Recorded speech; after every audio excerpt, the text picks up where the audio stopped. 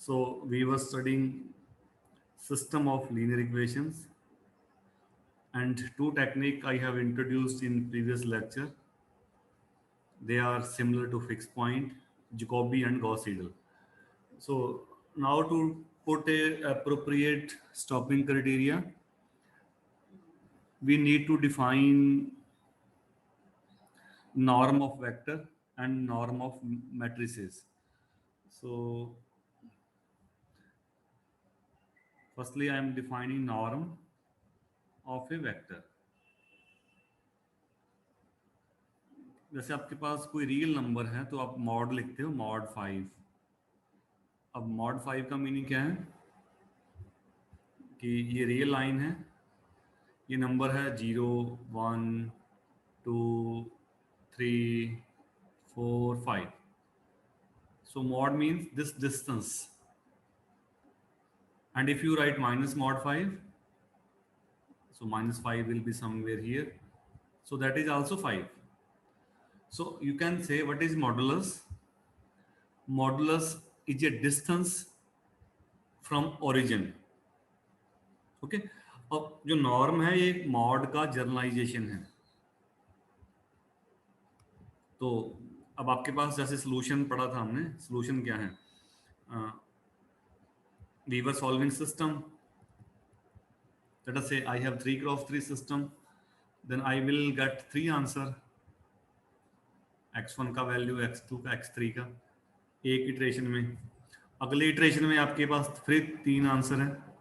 So we want to compare these two successive iterations, and we will use norm for that. And norm is generalization of mod. Mod आप कहते हो real line पे 1 dimension में, और जो higher dimension में है उसको हम कहते हैं नॉर्म। तो फॉर्मली जो डेफिनेशन है इसका नॉर्म का, a norm is a vector, sorry, norm of a vector is a function which satisfy the following property.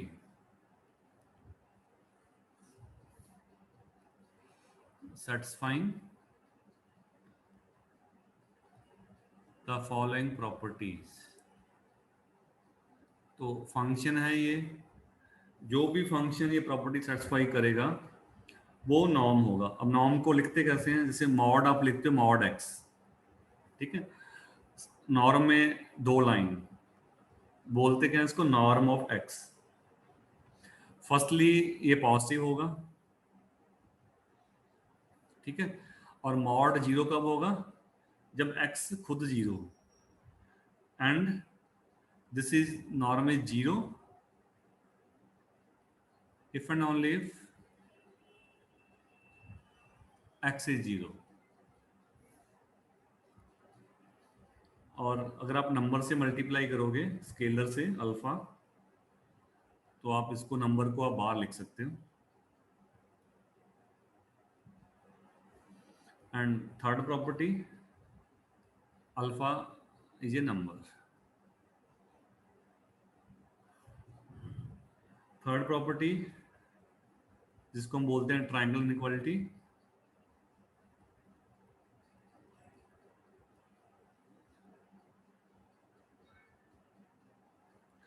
and for every xy, so for every xy vectors, so example इसके हैं, पहला तो mod ही है। जैसे आप mod लेते हो 1 dimension में, तो मॉड एक्स क्या होता है, पॉजिटिव होता है, ठीक है। मॉड 0 कब होगा, जब x 0 हो, ठीक है। सेकंड प्रॉपर्टी, आप कोई नंबर से मल्टीप्लाई करो, ठीक है। So these are trivial properties, no need to write. कोई नंबर से मल्टीप्लाई करो, आप बाहर भी लिख सकते हो। और ट्रायंगल इनइक्वालिटी आप पढ़ते ही हो मॉड में, so mod of x plus y less than or equal to mod x plus mod y। So norm satisfy triangle inequality. तो जो भी फंक्शन ये प्रॉपर्टी सेटिस्फाई करेगा दे ऑल आर नॉर्म। तो हमने दो दो स्पेशल नॉर्म पढ़ने हैं। सो एक नॉर्म हम उसको बोलते हैं स्केयर नॉर्म,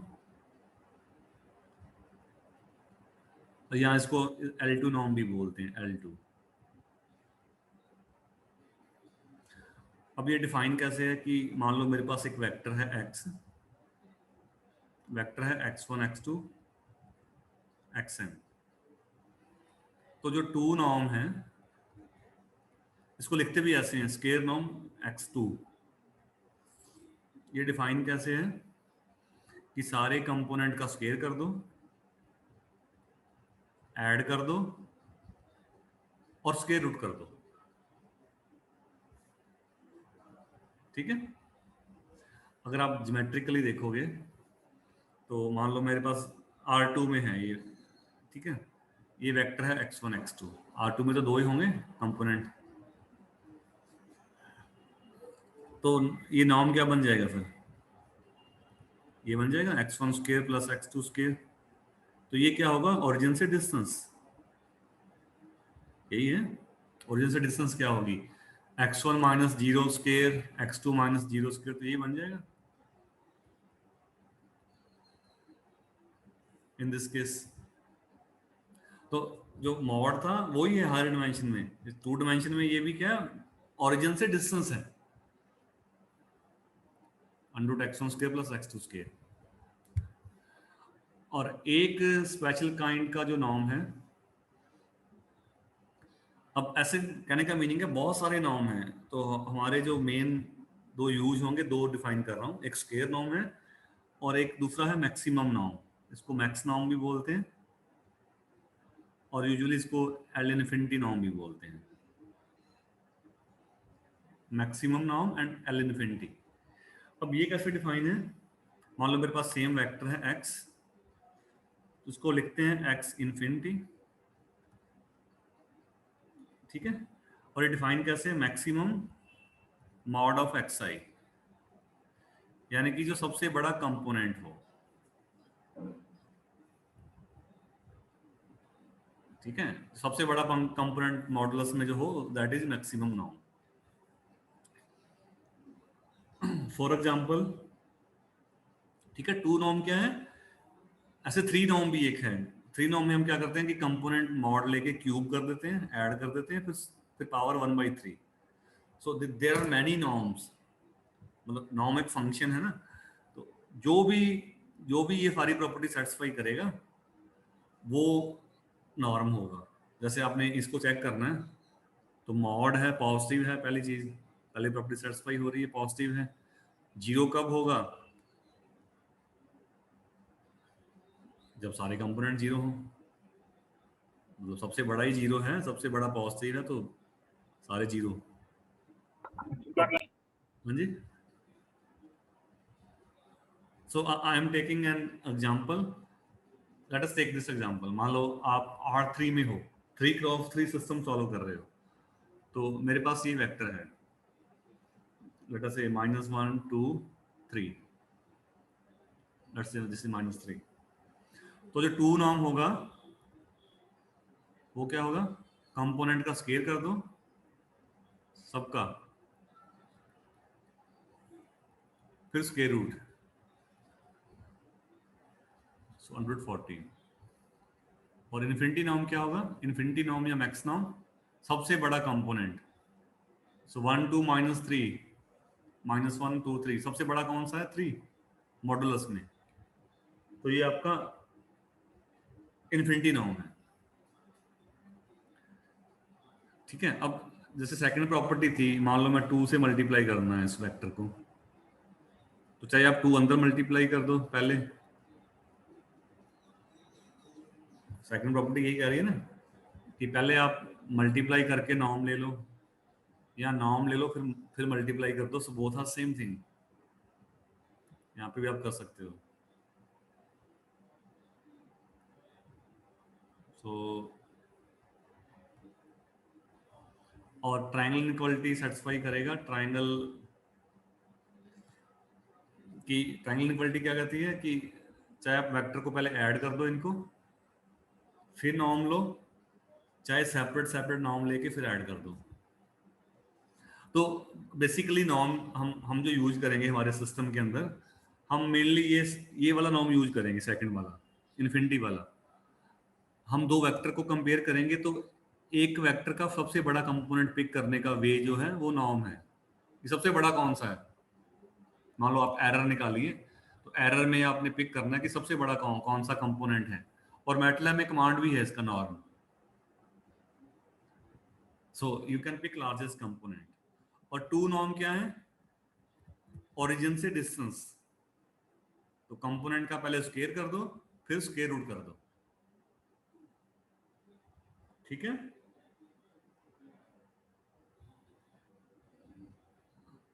ये तो थे वेक्टर के नॉर्म। अब दो टाइप की चीजें हैं हमारे पास, एक वेक्टर है, एक मैट्रिक्स है। तो सेम चीज मैट्रिक्स में डिफाइन है, मतलब मैट्रिक्स नॉर्म भी है, ये कन्वर्जेंस में यूज होगा हमारा। So just I am स्टेटिंग matrix norm क्या है। इसकी भी तीन प्रॉपर्टी है। पहली प्रॉपर्टी है ये भी पॉजिटिव होगा, और जीरो कब होगा? जब मैट्रिक्स खुद जीरो हो। और मैट्रिक्स जीरो कब होगा? जब सारी एंट्री जीरो हो। ठीक है? सेकंड प्रॉपर्टी है, डेफिनेशन तो वही है, नंबर से मल्टीप्लाई करोगे, या आप नंबर को मॉड लेके बाहर लिख सकते हो, नॉर्म से मल्टीप्लाई करोगे, both are same thing. Third property, triangle equality, norm of a plus norm of b. Any doubt in this definition?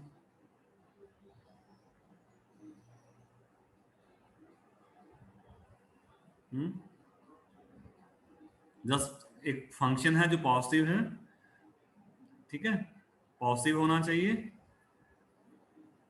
चाहे आप ऊपर लिखना चाहो तो फॉर्मल डेफिनेशन लिख सकते हो। सो a norm satisfy the following property, norm is a function which satisfy the following property। तो इसमें भी दो नॉर्म हमने पढ़ने हैं। सो जो स्पेशल टाइप के नॉर्म है, टू नॉर्म्स, दो एग्जांपल हैं, सेम है। एक हम पढ़ेंगे इन्फिनिटी नॉर्म, मैक्सिमम नॉर्म।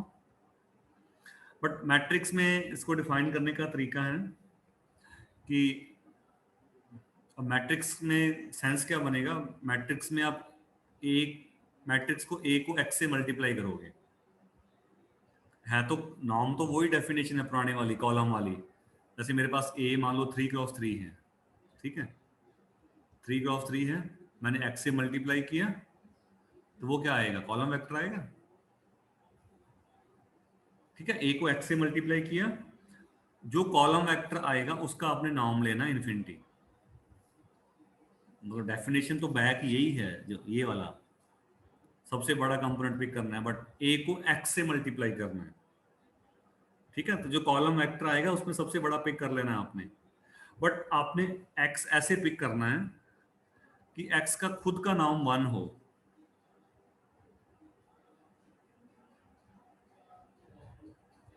ठीक है, हालांकि ये थोड़ा डिफिकल्ट है, so we will provide a way, another वे।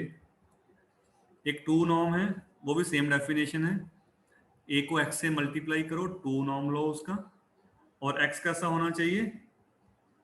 जिसका टू नॉर्म 1 हो।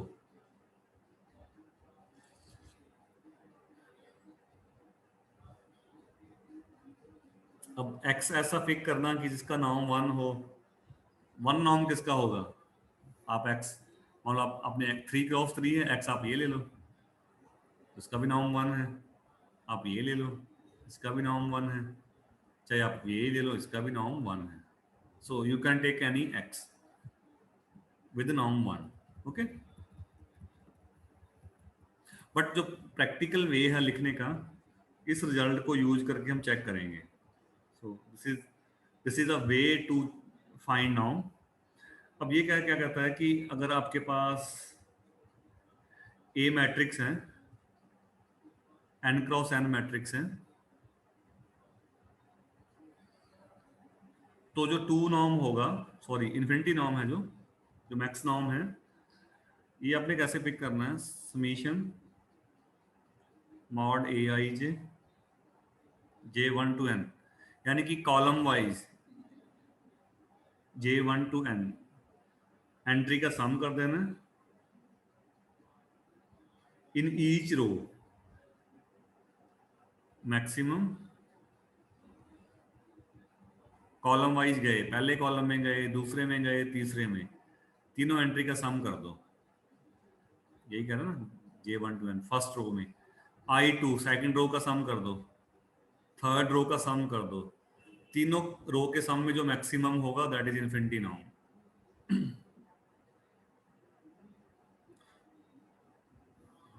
So this is the practical way to compute norm. I am explaining this by taking an example. ठीक है, आप ये समझिए कि जो मॉड लिखते थे ना, मॉड, उसका जनरलाइजेशन है ये नॉर्म। एक लाइन है, यहाँ पे दो, वेक्टर में भी डिफाइन है, मैट्रिक्स में भी।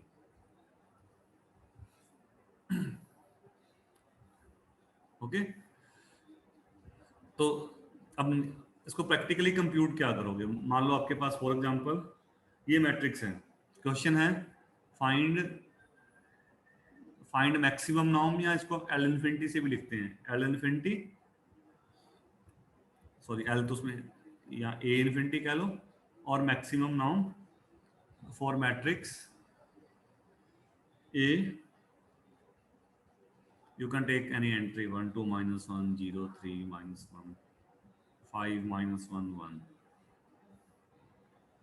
तो कैसे कंप्यूट करोगे, नॉर्म ऑफ ए, इसको बोलते क्या है, मैक्सिमम नॉर्म या इन्फिनिटी नॉर्म। आपने फर्स्ट रो का सम कर दो, मैक्सिमम पिक करना है, फर्स्ट रो का सम कर दो, 1 2 मॉड लेके सम करना है, 1 यानी कि सम कैसे करना है, 1 plus 2 plus minus plus mod minus 1, पहली रो का सम, दूसरी रो का सम 0 plus mod 3 plus minus 1 mod, दूसरी रो का सम, तीसरी रो का सम, इसमें जो सबसे मैक्सिमम है, तो पहली रो का सम है 4, सेकंड का सम है 4, थर्ड का 5 6 7, सो आंसर इज 7। ओके, आसान है,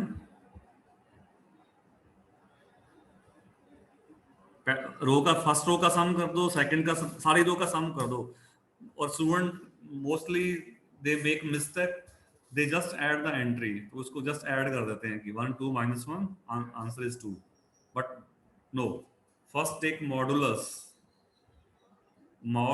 then add, so 1 plus 2 3 plus 1 4, second row 3 plus 1 4, third row 5 plus 1 plus 1 7, तीनों रो में जो लार्जेस्ट है that is maximum norm. Actually this is a theorem, but I am not proving this theorem, that these concepts are just we are using from linear algebra। और एक दूसरा norm है, ये तो इन्फिनिटी होगा, टू नॉर्म, तो to norm में, so two norm is related with eigenvalue and eigenvector। So firstly I am giving formal definition of eigenvector, or you can say first eigenvalue and eigenvector।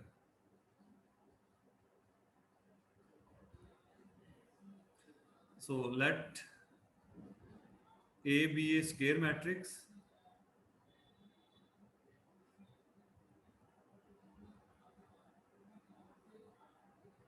then a number lambda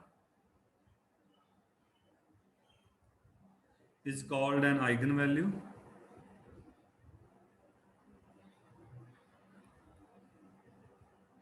if there exists a non-zero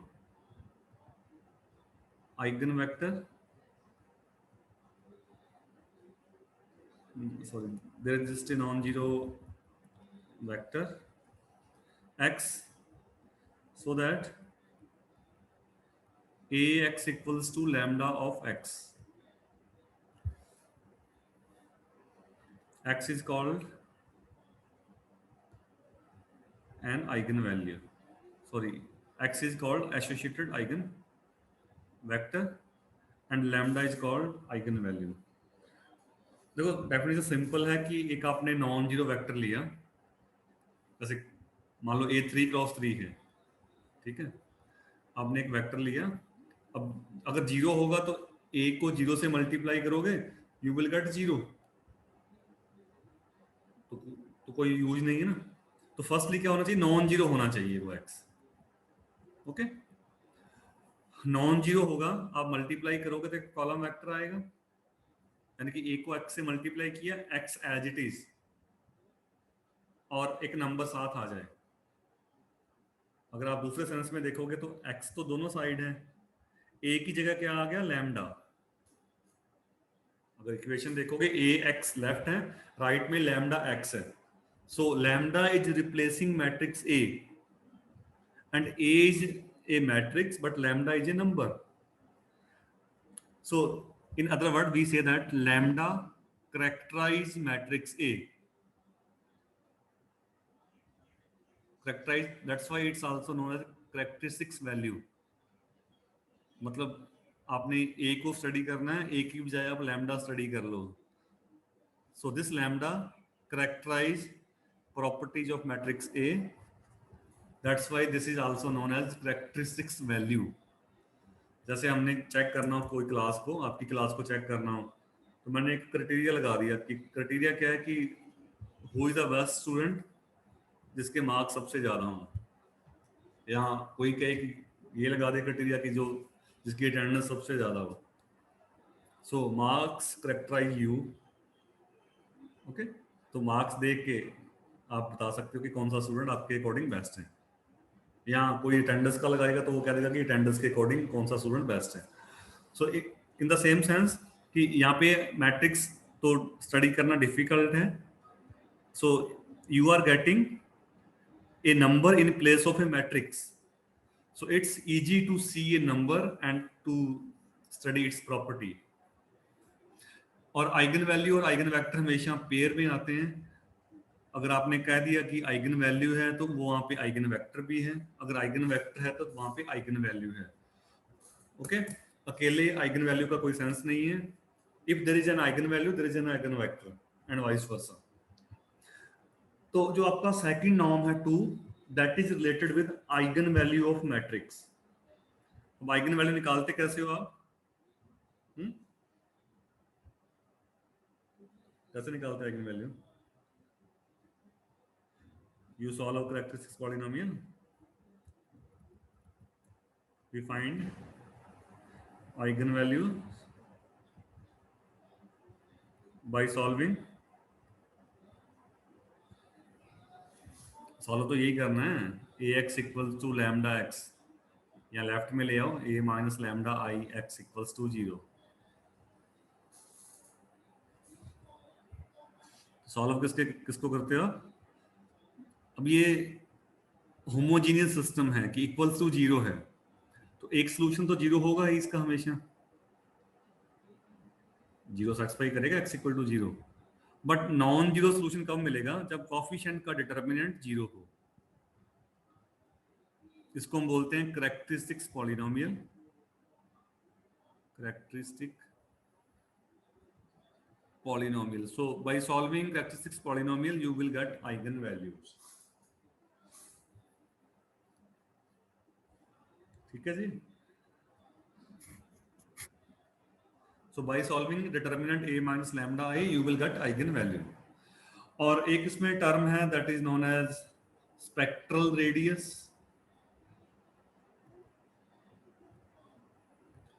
So this says that इसको usually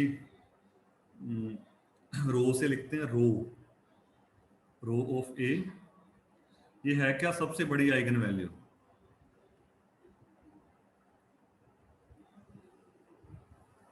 ठीक है, मान लो एक matrix है, उसकी eigen value है 1 2 -3। तो spectral radius क्या हो गया 3. So what is spectral radius? Largest eigenvalue in magnitude. This is called. आप आइगन वैल्यू निकाल लो, सबसे बड़ी पिक कर लो, जो सबसे बड़ी है दैट इज स्पेक्ट्रल रेडियस. तो जो नेक्स्ट जो अब ये मैंने डिफाइन क्यों किया है, क्योंकि थिंग्स आर इंटर रिलेटेड. तो जो नेक्स्ट रिजल्ट है which is a way to write two norm. तो ये क्या कहता है कि so if you want to compute 2 norm, you need to compute largest eigenvalue of A transpose A. So formally, if A is an n cross n matrix, then जो 2 norm है, basically आपने ये ध्यान रखना है 2 norm की definition वो क्या है, spectral radius of A transpose A फिर इसका square root. We won't prove this, we will just apply on an example. For example, you have a question, determine square norm or L2 norm of matrix A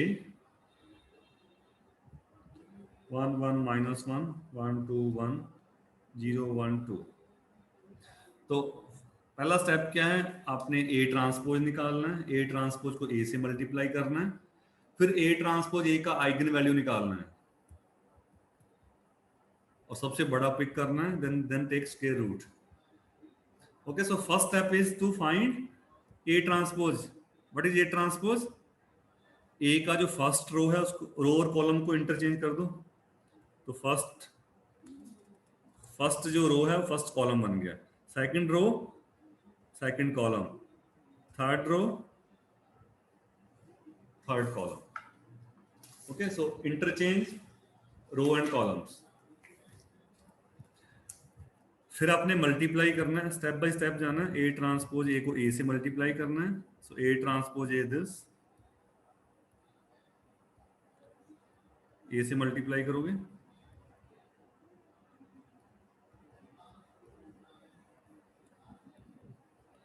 कैसे multiply करते हैं matrix में, first row को first column corresponding entry. So 1 plus 1 2 minus minus plus 1 3 and so on. ठीक है, फिर first row को second column से corresponding entry.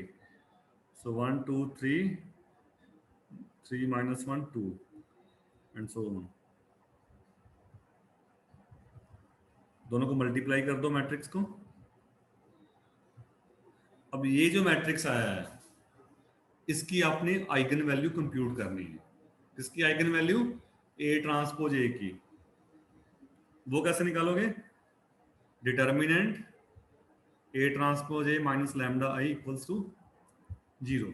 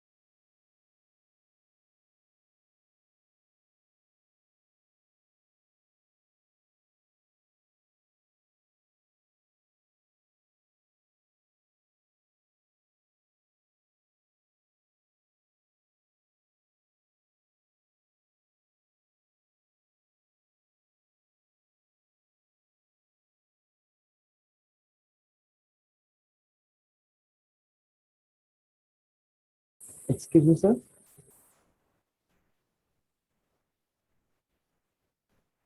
Sir, your voice is on mute. Sorry mute हो गया था ये. Okay, so if lambda is an eigenvalue of matrix A, so then how you find eigenvalue? By solving A transpose A minus lambda A determinant equals to 0. So write A transpose A, that is 3, 2 minus 1, 2, 6, 4 minus 1, 4, 5 minus lambda आई, तो diagonal पे lambda lambda minus कर दो. So what is identity matrix? This is 3 cross 3. Diagonal पे 1 है और बाकी जगह 0 से. लैम्डा से मल्टीप्लाई करोगे तो लैम्डा यहाँ आ जाएगा डायगोनल पे. दो मैट्रिक्स को माइनस कैसे करते हैं? कॉरस्पॉन्डिंग एंट्री को माइनस करना है अपने. फर्स्ट में फर्स्ट माइनस, सेकंड में सेकंड, थर्ड में third, and so on. Okay, so solve this determinant and I hope everyone can solve. So solve कैसे करते हैं? फर्स्ट ये ले लो 3 माइनस, इसके बाद क्या आता है? This multiply by this. करना सॉल्व, तो फाइनल जो आंसर है lambda cube plus 11 lambda square minus 42 lambda equals to 0. एक लैम्डा कॉमन आ जाएगा. लैम्डा स्क्वायर माइनस 14, सॉरी 14 है, 14 lambda square, 14 lambda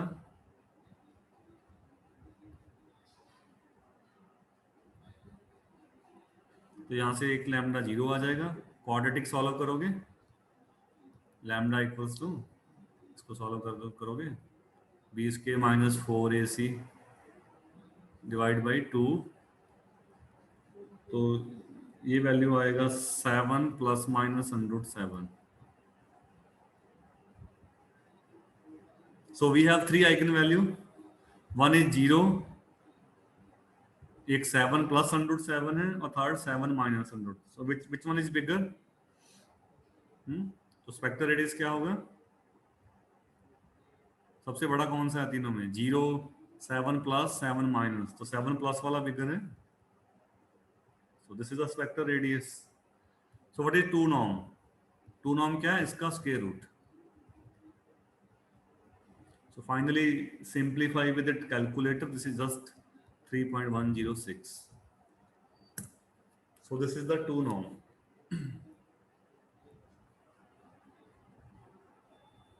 Okay.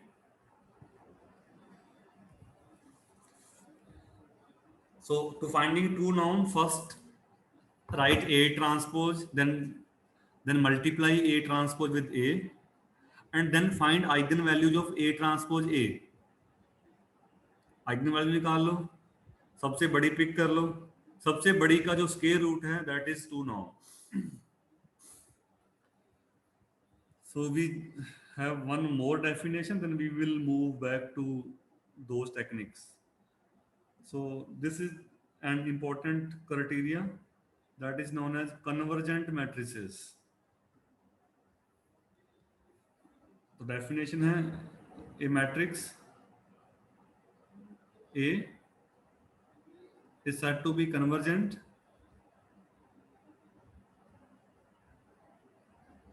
if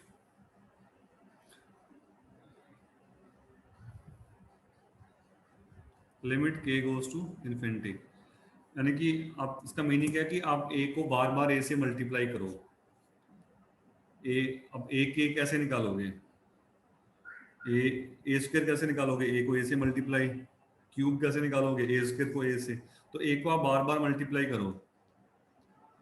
And after some time, if all entries are 0, then matrix is called convergent.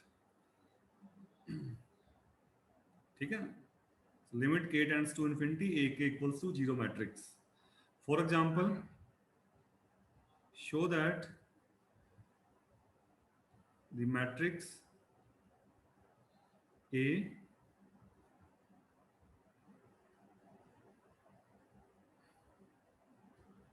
show that this matrix is convergent.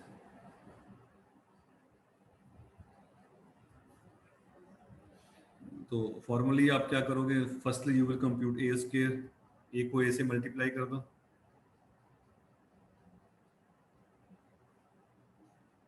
Okay,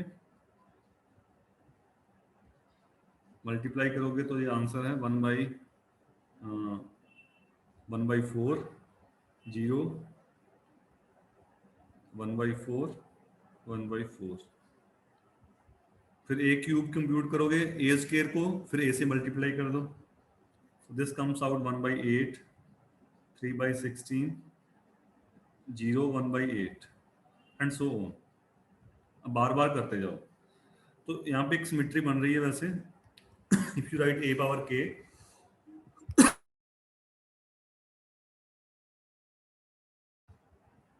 so what is symmetry a power k?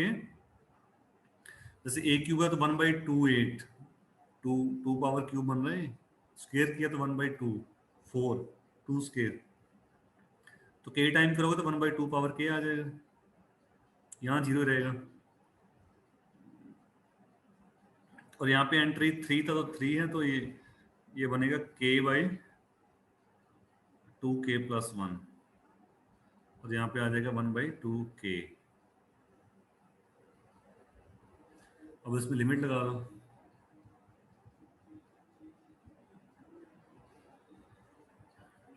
Limit लगाओगे तो matrix में limit कैसे लगाते हैं? Limit हर एक entry पे। तो first entry पे लिमिट लगाओगे 1/2 पावर k, 1/∞, 0, लास्ट ये भी 0। अब इसका लिमिट क्या आएगा? k/2k+1, limit k tends to infinity. कौन सी फॉर्म है? Infinity by infinity form. So apply L hospital rule. वो क्या कहता है? ऊपर वाले का डेरिवेटिव कर दो 1, नीचे वाले का डेरिवेटिव कर दो 2 पावर k+1। x की जगह k है तो a पावर x का क्या आता है? साथ में log 2 आ जाएगा। Then you push k infinity, so 1/∞, that will be 0. Okay, so apply L hospital rule, so this limit is also 0. So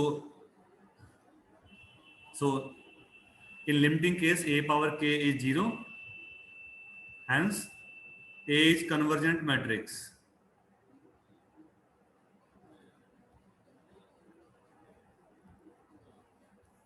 और convergent matrices, you can check convergent matrices from eigenvalue. वैसे ये बार बार definition से check करना मुश्किल है। एक result और भी है, वो ये कहता है कि आप a की आइगन वैल्यू निकाल लो। Okay, so compute eigen value of matrix a if spectral radius of a is less than 1। अब स्पेक्ट्रल रेडियस कैसे निकालोगे? जो सबसे बड़ी आइगन वैल्यू है that is less than 1, then matrix a is convergent. तो आप मैट्रिक्स a को देख के आइगन वैल्यू बता सकते हो उसकी, by seeing matrix a।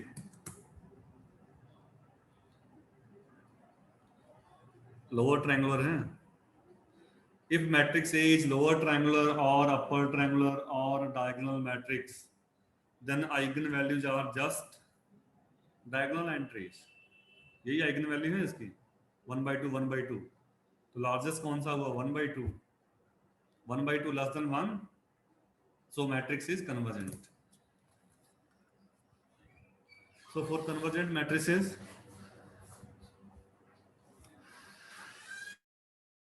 all the eigenvalue of matrix A are less than 1। ये भी एक वे है। सो फॉर्मूली मैं इसको लिख रहा हूँ, बाकी डेफिनेशन तो बेसिक यही है। आप a को a से बार बार मल्टीप्लाई करो, you will get 0, then matrix a is called convergent. तो नेक्स्ट जो रिजल्ट है which says that the following statements are equivalent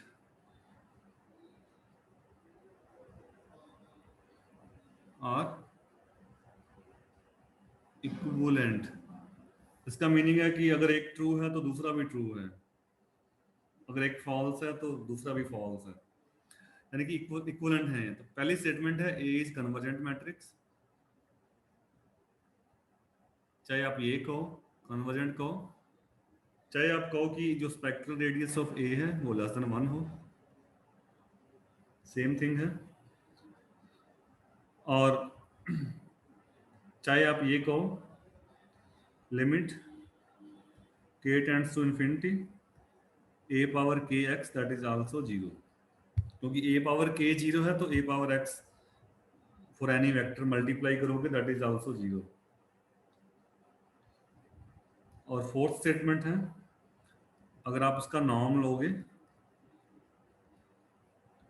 limit k tends to infinity that is also zero.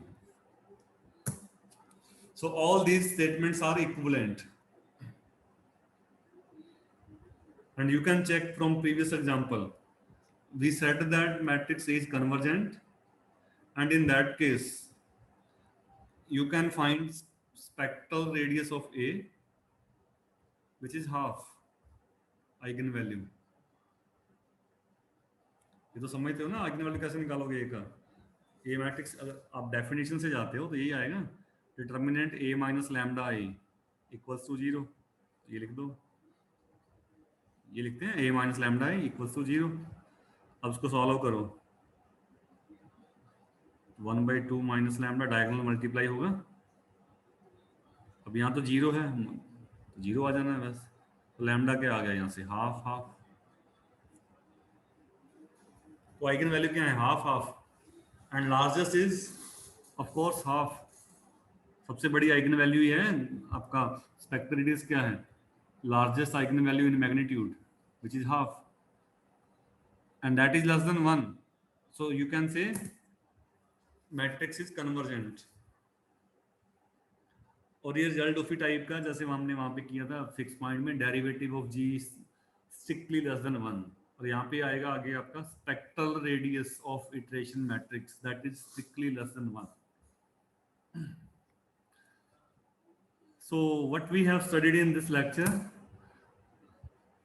firstly we define norm of vector, मतलब ठीक है, एक vector का norm define किया था, दो नॉर्म थे 2 और इन्फिनिटी। 2 नॉर्म क्या है, एंट्री का स्क्वायर करो then add then square root, and infinity norm क्या था, सबसे बड़ा कंपोनेंट। और फिर मैट्रिक्स में भी दोनों सेम है, दो सिमिलर नॉर्म मैट्रिक्स में भी है। वन इज इन्फिनिटी नॉर्म, वो कैसे निकालना है, रो वाइज ऐड कर दो, फर्स्ट रो के एलिमेंट्स को मॉड लेके ऐड कर दो, सेकंड के मॉडुलस लेके ऐड कर दो, थर्ड जो सबसे बड़ा हो वो इन्फिनिटी नॉर्म है। और 2 नॉर्म क्या है, by this definition spectral radius of A transpose A and its square root. So firstly find eigenvalue of A transpose A, then pick the largest and take square root. And then we have defined convergent matrices, that is in limiting case A power k that is 0. And this is equivalent to spectral radius of A less than 1. अगर matrix की सारी eigen value 1 से छोटी हो तो matrix भी convergent होगा। Okay, so I'll stop now. Any doubt? You should have doubt. No?